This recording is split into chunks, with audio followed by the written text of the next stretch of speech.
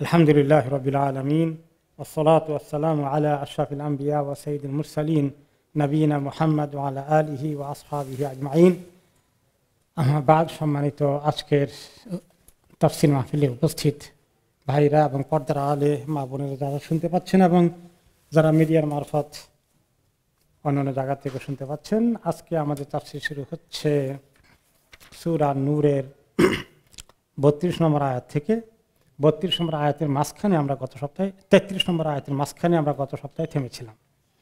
সেই আয়াতটা শুরুতে আবার একটু যাই। 33 নম্বর আয়াতে ওয়াল ইয়াস্তাফিফিল্লাযীনা লা ইয়াজুদুনা নিকাহান হাত্তা ইউগনিয়াহুমুল্লাহু মিন ফাদলিহি, যারা নেকাহ করার মতো এখনো কোনো সুযোগ পাচ্ছে না, হয়তো অর্থনৈতিকভাবে একেবারেই গরিব, কেউ তাদেরকে পাত্রী দিচ্ছে না, অথবা পছন্দ মতো বাছাই করতে পেতেও সময় লেগে যাচ্ছে, তাহলে তারা নিজেদের চরিত্রের হেফাজত করুক, সতীত্বের হেফাজত করুক, আল্লাহকে ভয় করে তারা গুনাহ থেকে নিজেকে দূরে রাখার চেষ্টা করুক। আর গুনাহ থেকে দূরে থাকার জন্য গত সপ্তাহে বলেছিলাম, আবার রিপিট করি, যুবক যুবতীদেরকে নবী করিম সাল্লাল্লাহু আলাইহি ওয়াসাল্লাম তাড়াতাড়ি বিয়ে করতে বলেছেন, বিয়ে দিতে বলেছেন। তো এখন যদি কারো বিয়ে এখনো হচ্ছে না, কিন্তু তার অনেক তীব্র চাহিদা তাকে দংশন করছে, তাকে গুনার দিকে নিয়ে যেতে পারে, বা এরকম কষ্টে আছে সে, তার জন্য রাসূলুল্লাহ সাল্লাল্লাহু আলাইহি ওয়াসাল্লাম কি ফর্মুলা প্রেসক্রাইব করেছেন? নফল রোজা রাখার জন্য, তাই না? তাইতে বোঝা গেল যে, এবং তিনি বলেছেন নফল রোজা মানুষের সেই চাহিদাকে কিছু হলেও একটু কন্ট্রোলে রাখবে। তাহলে এই কথা দ্বারা বোঝা গেল যে তাদেরকে আসলে বেশি করে দেরিতে বিয়ে শাদী করানো তাদের জন্য খুব রিস্কি বিষয়, তাদেরকে গুনার পথে ঠেলে দিতে পারে। আর এরপরে আরেকটি জরুরি কথা বলছেন এবার এই 33 নম্বরের মাঝখানে, ওয়াল্লাযীনা ইয়াবতাগুনাল কিতাবা মিম্মা মালাকাত আইমানুকুম ফাকাতিবুহুম ইন আলিমতুম ফীহিম খায়রা, তোমাদের মধ্যে যারা তোমাদের কৃতদাস দাসী আছে, তারা যদি তোমাদের সঙ্গে চুক্তিপত্র করতে চায় মুক্ত হওয়ার জন্যে, স্বাধীন হওয়ার জন্যে, যারা তোমাদের অধীনস্থ কৃতদাস, ফাকাতিবুহুম, তাহলে বেচারারা এরকম স্বাধীন হতে চাইলে তোমাদেরকে সঙ্গে কন্ট্রাক্ট করলে যে এত টাকা দেব, আমি কাজ করে শোধ করে দেব আপনাকে, যেটা তখন বাজারে বিক্রি হতো যে মূল্যে, সেই মূল্যে সে রাজি হলো, অথবা কিছু বেশি কমে তোমরা দুইজনের নেগোসিয়েশন করে অ্যাগ্রি করলা, তো তাহলে এটা লিখিত কন্ট্রাক্ট করে ফেলো, করে দিয়ে তাকে কাজ করতে দাও, সেই টাকা জোগাড় করুক, এরকম কন্ট্রাক্ট করো। ইসলাম চেয়েছে দুনিয়া থেকে যেন কৃতদাস প্রথাটা উঠে যায়। একদিনে এই হুকুমটা দিয়ে বন্ধ করে দেয় নাই। কি কারণে? তখন পৃথিবীর সব সমাজে এইরকম সিস্টেমটাই ছিল যে চাকর বাকরের মতো করে তখন কৃতদাস দাসী পাওয়া যেত, এবং তারা বংশ অনুযায়ী দাসীর ঘরে যখন সন্তান জন্ম হয় তারাও কি হয়ে যায়? দাসী হয়ে যায়। তো এইভাবে করে একটা সিস্টেম চলে আসছে পৃথিবীর, এবং সেই সিস্টেমটাকে হঠাৎ করে বন্ধ করে দিতে গেলে দুনিয়াটা অকেজো হয়ে যাবে, মানুষের লাইফ ডিফিকাল্ট হয়ে যাবে।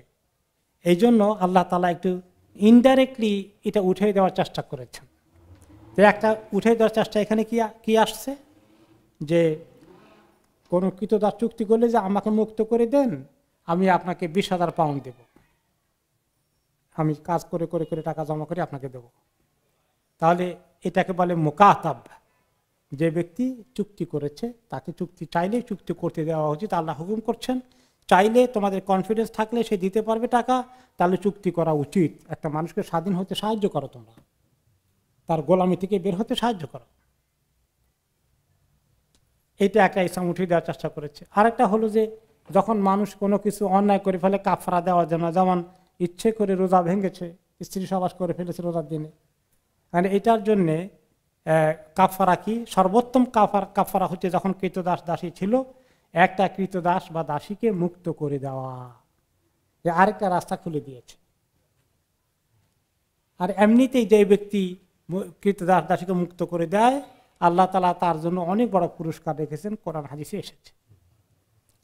এইগুলো আরেকটা নির্দেশ এই 33 নম্বর আয়াতে। এরপরে আল্লাহ তাআলা বলছেন, মুকাতাবদেরকে, যাদেরকে সঙ্গে চুক্তি করেছ, তাদেরকে তোমরাও কিছু ডোনেশন দাও, তো কিছু ছাড় দাও, কি তারা টাকা জোগাড় করতে পারছে না, কিছু তুমি দিয়ে দাও বা ছাড় দিয়ে দাও। ওয়া আতুহুম মিন মালিল্লাহিল্লাযী আতাকুম, যে আল্লাহ তাআলা তোমাদেরকে মাল দিয়েছেন সেই মাল থেকে ওদেরকে কিছু দাও, কৃতদাসের মনিবরা তাদেরকে দাও, অথবা অন্যরা তোমাদের কাছে আসলে জাকাত তো দিবেই, তারা জাকাত নেওয়া জায়েজ আছে। এটা যেখানে জাকাতের হুকুমের কথা আছে সেখানে এটা আছে যে তাদেরকেও অফির রেকব, যে ঘাড় মুক্তি করতে চায়, গর্দান মুক্তি করতে চায়, স্বাধীন হতে চায়, এরকম কৃতদাসরা জাকাতের টাকাও নিতে পারবে, নিয়ে মালিককে শোধ করবে। তো জাকাত তো দিবাই, সদকাও দাও, কিছু বেচারাদেরকে তাড়াতাড়ি মুক্ত করে দাও, অন্যরা তাদের কাছে সাহায্য চাইলে সাহায্য করো। তোমরা তোমাদের মাল থেকে দেবা, এই মাল তোমাদের কাছে আসছে অরিজিনালি কার কাছ থেকে আসছে? মালটা আল্লাহর কাছ থেকে। ওয়া আতুহুম মিম্মালিল্লাহ, আল্লাহর মাল থেকে দাও, আল্লাযী আতাকুম, যেটা আল্লাহ তোমাদেরকে দিয়েছেন।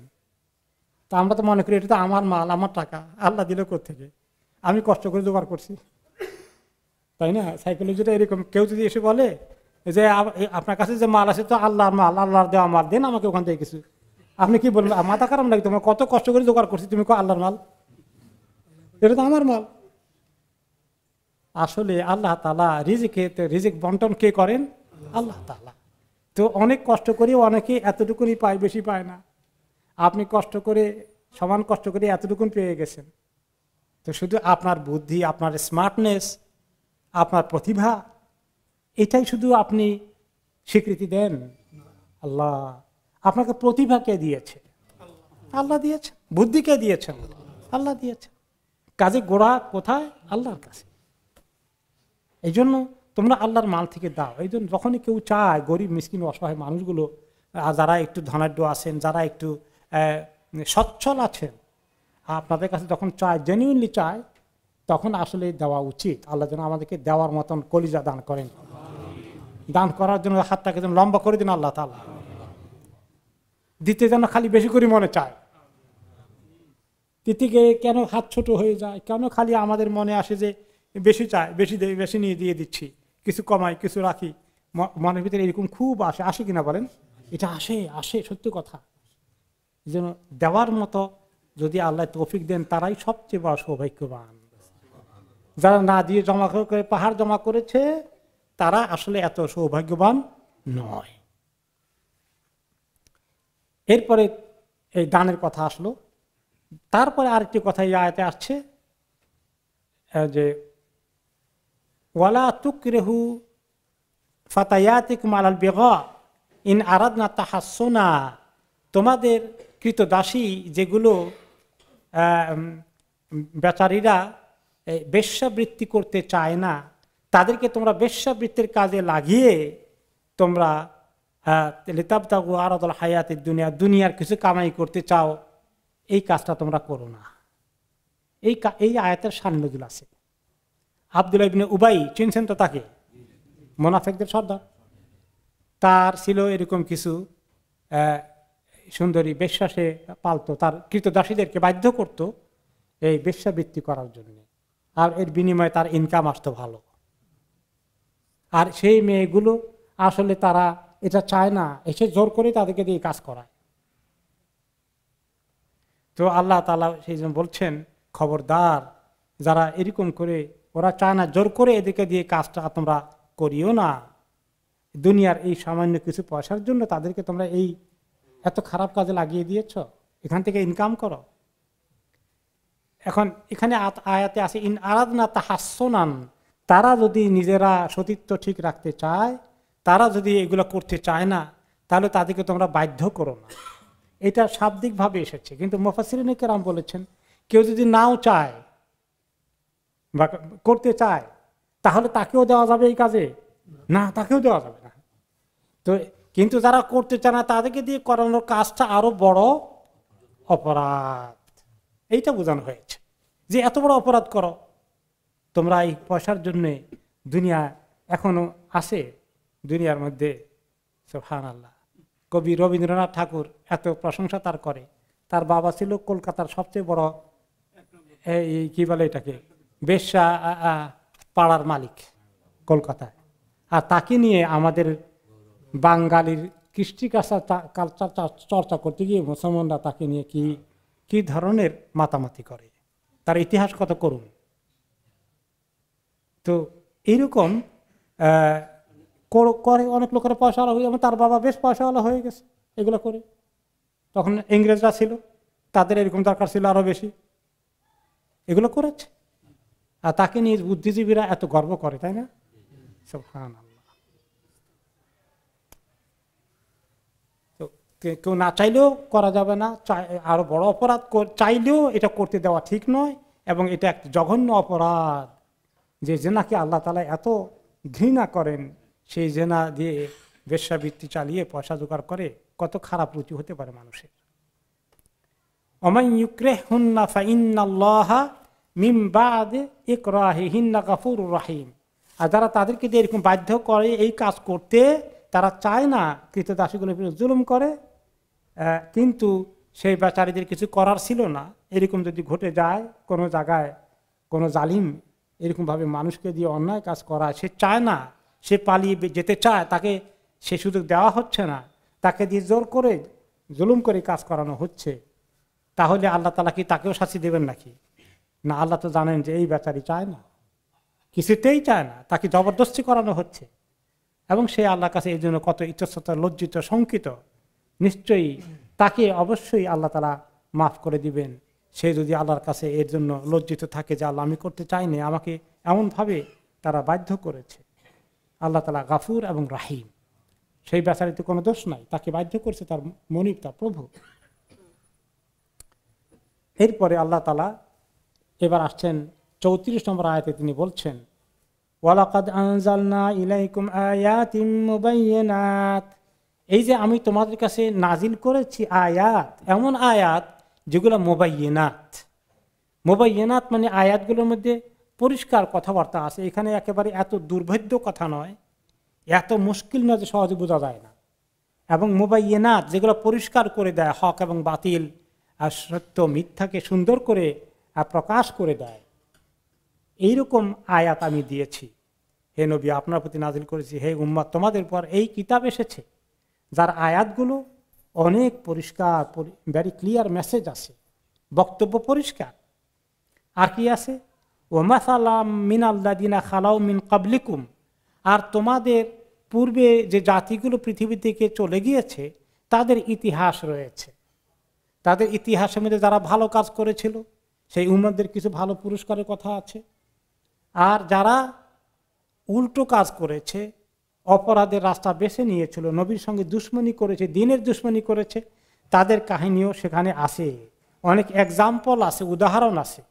আল্লাহর নাফরমানি করলে কিভাবে আল্লাহ জালিম মানুষগুলোকে দুনিয়াতে শাস্তি দিয়েছেন, কিছু ঘটনা এসেছে কিনা? অনেক ঘটনা এসেছে। কওমে আদ, কওমে সামুদ, ফিরআউন, নমরুদ, এদের কাহিনী আসছে না? মাসালান, আল্লাহ নাফরমানি করলে কি হয় দেখো, এগুলোর এক্সাম্পল আসছে। একটা জনপদকে কিভাবে আল্লাহ শেষ করে দিয়েছে। কওমে লূতের অঞ্চলটা আজকে গভীর সাগরে পরিণত হয়েছে। একটা জমিন যেখানে বিরাট একটা দেশ অঞ্চল মানুষ বসবাস করত, তারা এই হোমোসেক্সুয়ালিটি, তারা সমকামিতার কাজে এমন লেগে গিয়েছিল, আল্লাহ তাআলা তাদেরকে পুরো কওমকে হালাক করেছেন গজব নাজিল করে, এবং তাদের জমিনটাকে উপরে উঠে আবার তলিয়ে দিয়েছেন। আজকে সেটা একটা মৃত সাগর, সে এলাকার নাম ইংলিশে কি বলে? Dead Sea. সেই ডেড সি একটা দেশ ছিল, সেটা আজকে একটা সাগরে পরিণত হয়েছে, মৃত সাগর। তো এইরকম অনেক মিসাল, এক্সাম্পল তোমাদের জন্য কোরআনে আমি রেখেছি, উদাহরণ। আর 3 নম্বরে বলছেন ও মাউইযাতান লিল মুত্তাকিন, মুত্তাকিদের জন্য অনেক ওয়াজ আছে কোরআনের মধ্যে। ওয়াজ মানে কি? নসিহত, উপদেশ পাওয়া, উপদেশ দেওয়া, উপদেশ নেওয়ার ব্যবস্থা আছে। সুন্দর সুন্দর নসিহত আল্লাহ তাআলা করেছেন আমাদেরকে, যেগুলো করতে বলেছেন, যেগুলো থেকে নিষেধ করেছেন, এগুলো অনেক সুন্দর সুন্দর নসিহত। এগুলো সবগুলো পালন করা, সবগুলাকে গুরুত্ব দিয়ে অনুসরণ করা আমাদের জন্য অনেক ফায়দার কারণ। এই কিতাব তোমাদেরকে দিয়েছি। এই দেওয়ার পরে আল্লাহ তাআলা এখন নিজের কথা বলছেন যে এই যে কিতাব আসছে তোমাদের কাছে, জানো এই কিতাব কার কাছ থেকে এসেছে? আল্লাহ তাআলার কাছ থেকে। এই কোরআন, এই কিতাব আল্লাহর কাছ থেকে এসেছে। এই কোরআনের মধ্যে কি আছে? নূর আছে। আর সেই নূর আসছে আসল নূরের কাছ থেকে। আসল নূর কার কাছে? আল্লাহ তাআলার কাছে। এখন আল্লাহ তাআলা নিজের নূরের পরিচয় দিচ্ছেন। আল্লাহু নূরুস সামাওয়াতি ওয়াল আরদ, আল্লাহ হচ্ছেন আসমান জমিনের নূর। তারপরে বলছেন মাসালু নূরিহি কামিশকাতিন ফিহা মিসবাহ, আর তার কাছ থেকে যে নূর এসেছে আমাদের কাছে, সে নূরটা আসছে ইসলামের মাধ্যমে, কোরআনের মাধ্যমে, ওহীর মাধ্যমে আল্লাহর কাছ থেকে আমাদের কাছে নূর এসেছে। এবং আল্লাহ তাআলা এই নূর, দ্বীনের নূর কেন দিয়েছেন? আমাদেরকে অন্ধকার থেকে বের করতে।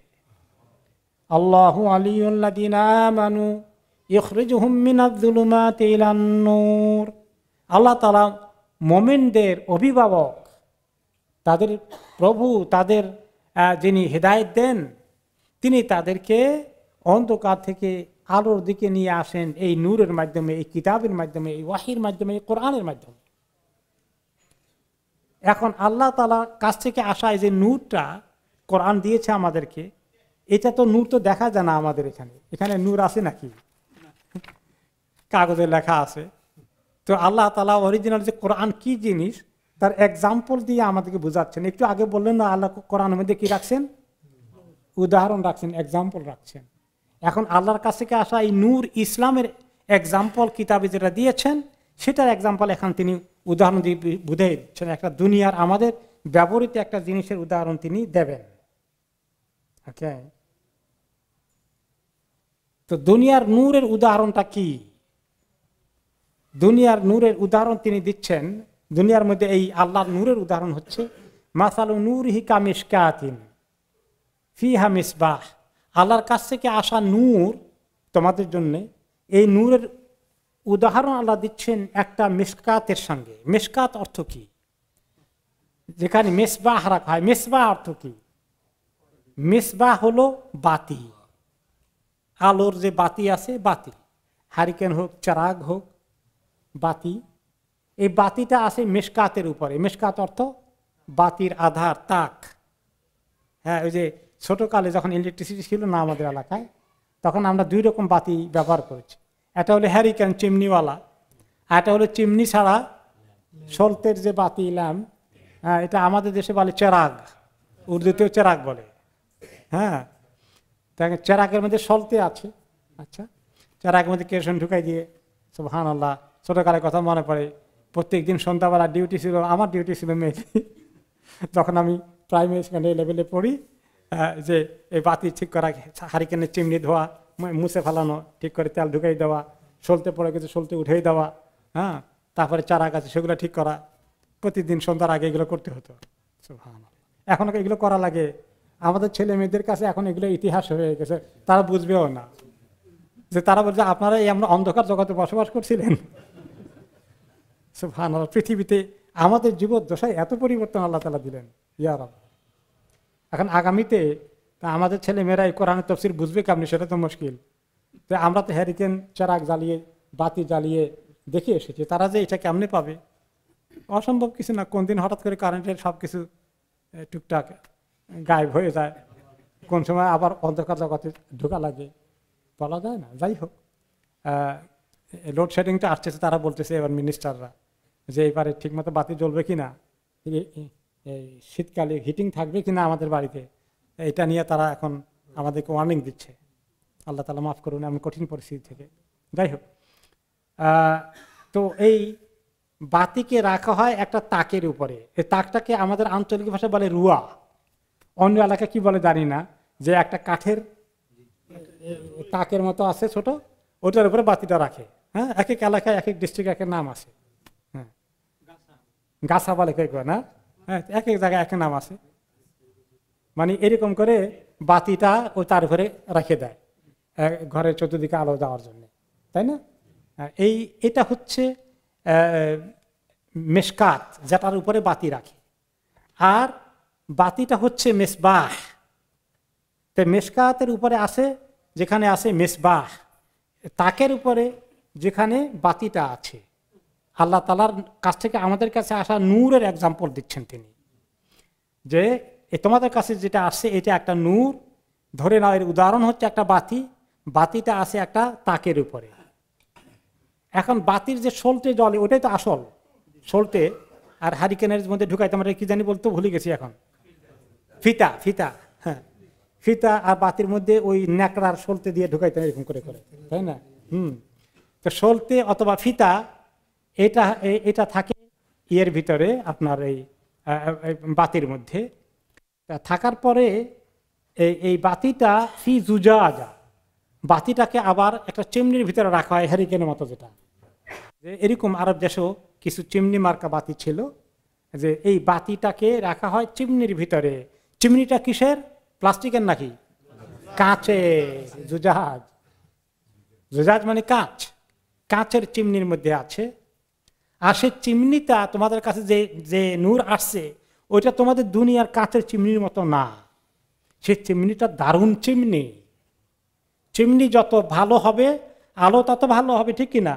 তো এই জন্য আমরা প্রত্যেকদিন সন্ধ্যায় চিমনিকে সাফ করতাম, কালি পড়ে গেছে গতকালকে, আর যত সাফ হবে তত আলোটা ঝকঝক করবে।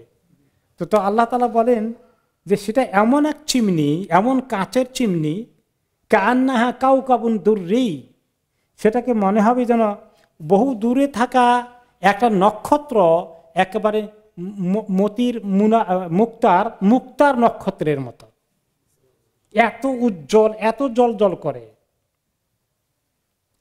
তাহলে এই বাতিটা সাধারণ বাতি না, অনেক দামি বাতি, এবং তার চিমনিটাও একটা সাংঘাতিক চিমনি। আর সেই বাতিটার জন্য তোমরা যে তেল ব্যবহার করো, আমরা কেরোসিন তেল ব্যবহার করেছি, আল্লাহ তাআলা উদাহরণ দিচ্ছে, তোমাদের কেরোসিন তেলের উদাহরণ দিলে ঠিক হবে না।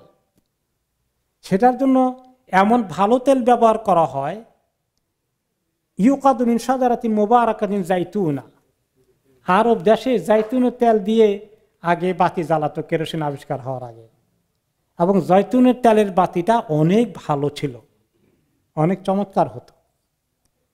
তো সেটা বোঝানোর জন্য এক্সাম্পল আল্লাহ তাআলা দিচ্ছেন যে এমন গাছের থেকে তেলটা নেওয়া হয় যে গাছটা হচ্ছে মোবারক, মিন শাজারাতিন মোবারক। কোন গাছটাকে পবিত্র গাছ বলা, মোবারক গাছ বলা হয়েছে, বরকতের গাছ বলা হয়েছে? জাইতুন গাছকে। আল্লাহ তাআলা সেই মোবারাকাতিন জাইতুনা, জাইতুনের পবিত্র গাছ, তাহলে জাইতুনটা বরকতওয়ালা জিনিস, এই জন্য জাইতুনটা বেশি করে খাওয়া, জাইতুনের তেল খাওয়া। রাসূলুল্লাহ সাল্লাল্লাহু আলাইহি ওয়াসাল্লাম কি বলেছেন? কুলু যাইতা ওয়াদাহিনু বিহি ফাইন্নাহা মিন শাজারাতিন মুবারাকা।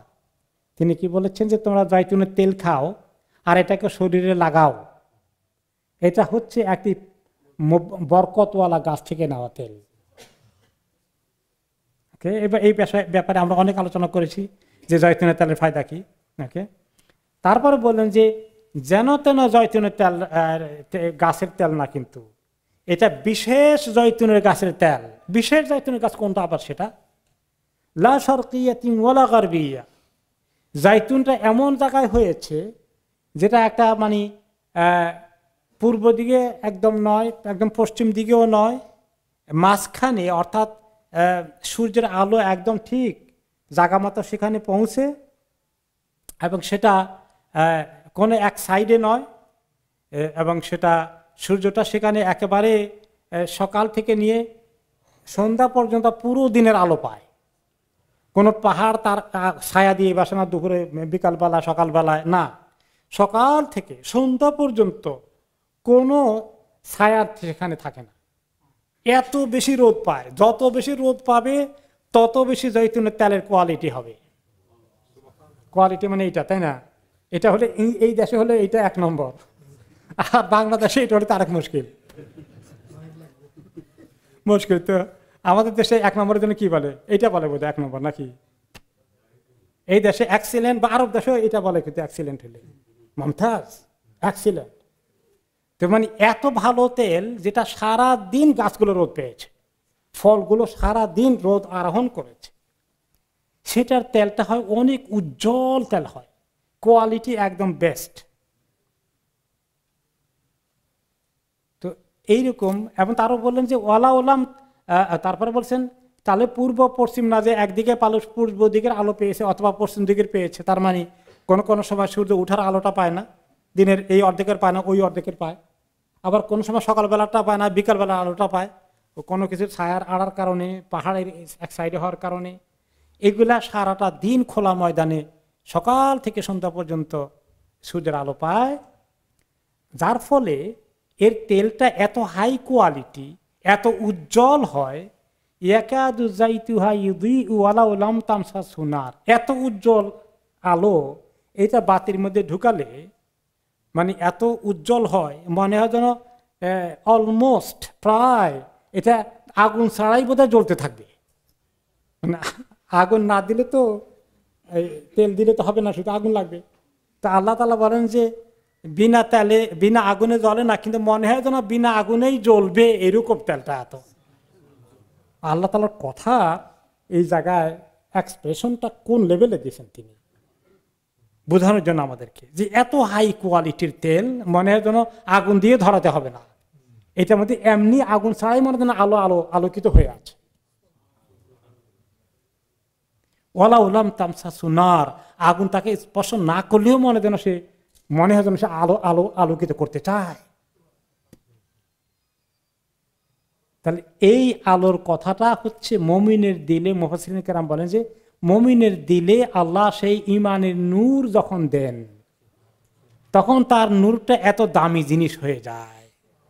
এটার এক্সাম্পল আর কোনো জায়গায় খুঁজে পাওয়া গেল না। তিনি ওই জয়তুন গাছের এই সুন্দর বাতি জ্বালানোর এই প্রক্রিয়ার মাধ্যমে সেই উদাহরণ আমাদেরকে তুলে ধরলেন। নূরুন আলা নূর,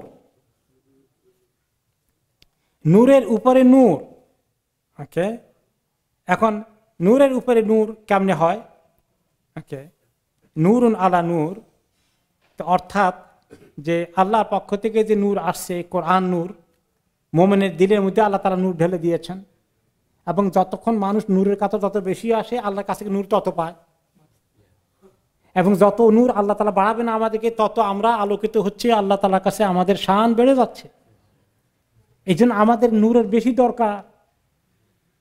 সেই নূর দেওয়ার জন্য আল্লাহ তাআলা আমাদেরকে ইসলাম দিয়েছেন, কোরআন দিয়েছেন, ওয়াহি দিয়েছেন।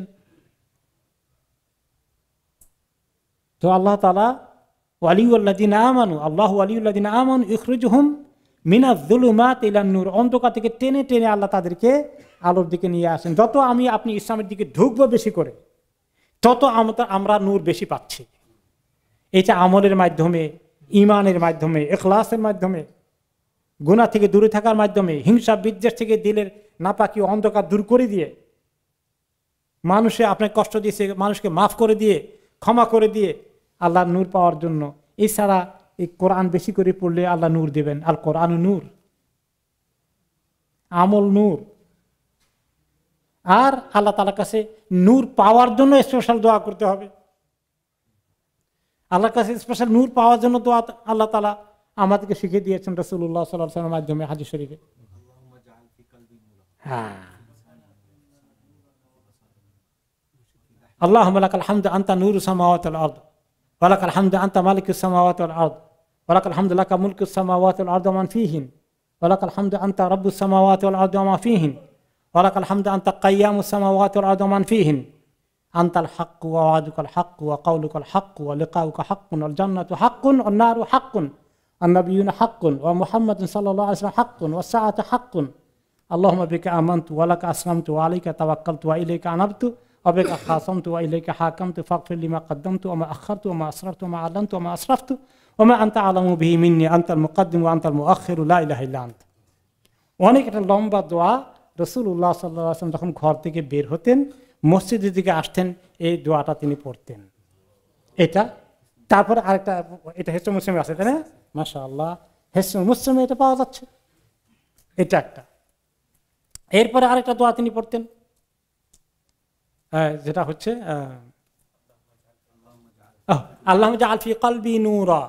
এটা মসজিদে বের হওয়ার সময়, ঘর থেকে বের হওয়ার সময়, ইয়াস, যে আল্লাহুম্মা জাআল ফি কলবি নূরা, আল্লাহ আমার দিলে নূর দেন। ওয়াফি বাসারি নূর, আমার চোখে নূর দেন। ওয়াফি সামঈ নূর, আমার কানে নূর দেন। ওয়ান ইয়ামিনি নূর, আমার ডান দিকে নূর দেন। ওয়ান শিমালি নূরা, আমার বাম দিকে নূর দেন। অমিন ফাওকি নূরা, অমিন আমামি নূরা, অমিন খালফি নূরা, আল্লাহ আমার সামনে নূর দেন, পেছনে নূর দেন। অমিন ফাওকি নূরা, আল্লাহ উপর থেকে আমাকে নূর দেন। আরেক জায়গায় আছে আমি তাহতে আর দিই নূরা, জমিনের নিচে থেকে আমাকে যে নূর দেন। এরপরে আরো অ্যাড করেছেন তিনি আল্লাহ জালফি লাহমি নূরা, আমার গোশতে নূর ঢুকাই দেন। অফি দামি নূরা, আমার রক্তে নূর ঢুকাই দেন। অফি আজমি নূরা, আমার হাড্ডির মধ্যে নূর ঢুকিয়ে দেন। অফি আসাবি নূরা, আমার কি বলে নার্ভে নূর ঢুকিয়ে দেন। অফি শাহরি নূরা, আমার পশমে নূর ঢুকিয়ে দেন। আল্লাহ জাল্লি নূরা, আল্লাহ আমার যেন নূর দেন। ও জাল নি নূরা, আমাকে নূর বানিয়ে দেন। ও আযিম লি নূরা, আমার যেন নূর বড় করে দেন। ও আযিম লি নূরা, হ্যাঁ, আমার যেন নূর একদম অনেক বড় করে দেন। সুবহানাল্লাহ, এত নূরের দরকার আমাদের, না হলে তো অন্তরের মধ্যে অন্ধকার ঢুকে যাবে। মানুষ যখন আমল করে অন্তরের মধ্যে নেক আমল করলে নূর, সাদা ডট, এটা নূর। আর গুনার আমল করলে ডট, ফোঁটা, বিন্দু, কিসের? গুনার, কালো। কোন কোন অন্তর এরকম হয়ে যায় যে কালো দিয়ে এটা পুরোই ঢেকে গেছে। কোনটা 75%, কোনটা 50% কালো হয়ে আছে, অন্ধকার। এভাবে আরো কমতে থাকে, আর কারো বাড়তে বাড়তে আল্লাহ তাআলা পুরো অন্তরকে নুরানি করে দেন। আল্লাহুম্মা জাআলনা নূরা, আল্লাহ আমাদের জন্য নূর বানিয়ে দেন ইয়া রাব। তো আল্লাহ তাআলা এই নূর এর এক্সাম্পল দিলেন, নূরুন আলা নূর। নূরের উপর নূর আসতে থাকে তার কাছে, নূর বাড়তে থাকে তার কাছে। তার কত নূর আসতেই থাকে, কত নূর তার কাছে আসে, নূরুন আলা নূর।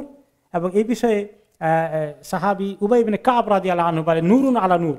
অনেকে এটা বলেন, ও মাশাআল্লাহ, নূরুন আলা নূর, মানে একটা কাজ আপনি করছেন তার মধ্যে আরেকটা ভালো জিনিস হয়ে গেছে, তাতে নূরুন আলা নূর হয়ে গেছে, এভাবে বলে আর কি। এটা এই বিষয়ে এই আয়াতের তাফসিরে অনেক বড় মুফাসসির সাহাবীদের মধ্যে ছিলেন কে?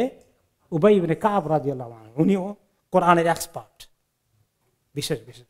আব্দুল্লাহ ইবনে আব্বাস তো আসেনি, এছাড়াও কিছু কিছু সাহাবীর স্পেশালিটি ছিল, তার মধ্যে অন্যতম হচ্ছেন উবাই ইবনে কাব। এমনকি ওমর রাদিয়াল্লাহু আনহু নাকি মাঝে মাঝে জিজ্ঞেস করতেন, এই আয়াতের তাফসিরটা কি, এটা আমরা বুঝাই দাও। তো উবাই ইবনে কাব বলেন, নূরুন আলা নূরের অর্থ হচ্ছে আল মুমিনু ইয়াতাকাল্লাবু ফি খামসাতিন মিনান নূর।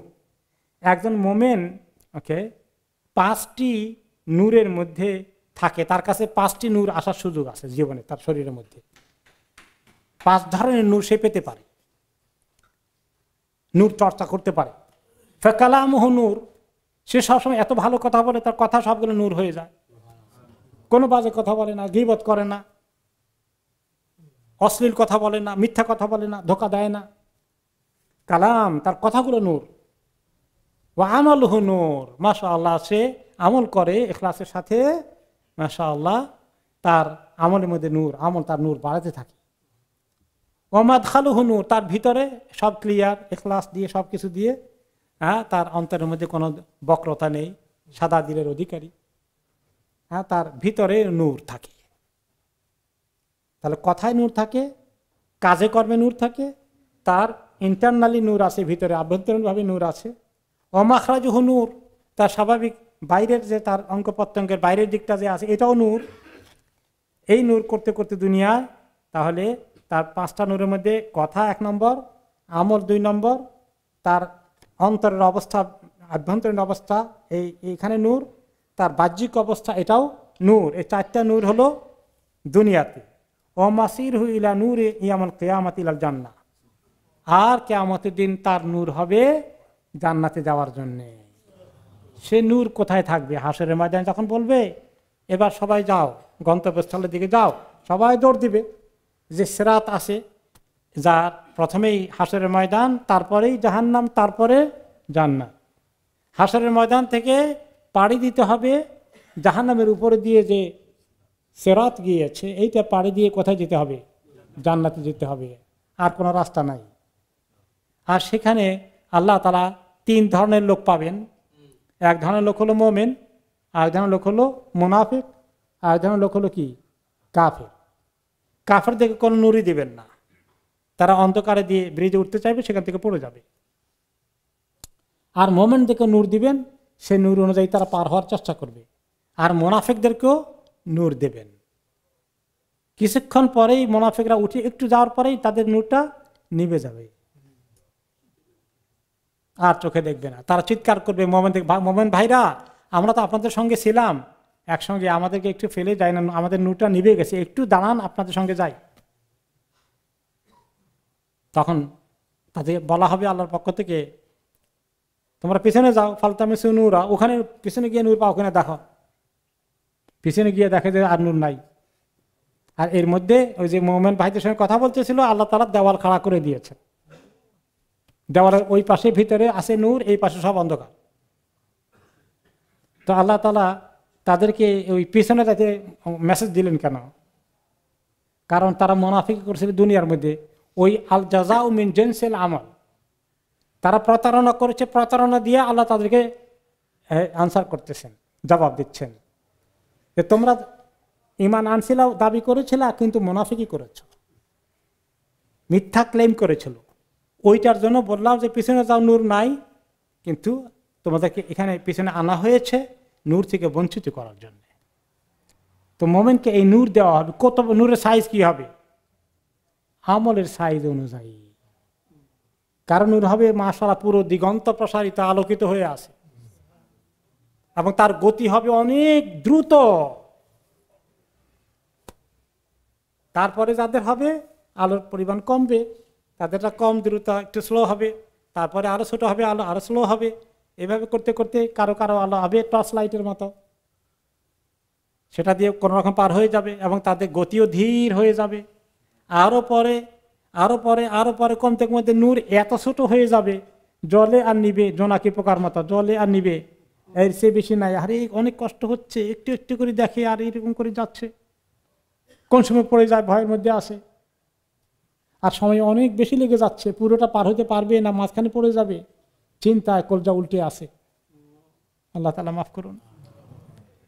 তো এইভাবে আল্লাহ তাআলা হাশরের ময়দানে তাদেরকে নূর দেবেন, তারা দ্রুত গতিতে বড় নূর পেয়ে এই রাস্তা পাড়ি দিয়ে জান্নাতে চলে যাবে। তাহলে ইমানদারের 5টি নূর আছে, দুনিয়াতে 4টি আর আখেরাতে 5টি, আখেরাতে আরেকটি, 5 নম্বরটি। দুনিয়াতে সদ্দি রহমতুল্লাহ আলাইহি বলেছেন নূরুন আলা নূরের তিনি আরেকটি ব্যাখ্যা দিয়েছেন। এরপরে কাব আল আহবার বলেছেন, ইবনে আব্বাস এর কাছে এসেছিলেন কাব আল আহবার। ওকে, কাব আল আহবার হচ্ছেন ইয়ামানের একজন ইহুদি ছিলেন, আলেম বড় কিশোর, পরে তিনি ইসলাম কবুল করেছেন। তিনি ইবনে আব্বাস আসছিলেন কাব আল আহবারের কাছে, কারণ তারা অনেক লেখাপড়া করেছে, তাওরাত সম্পর্কে অনেক জ্ঞান আছে।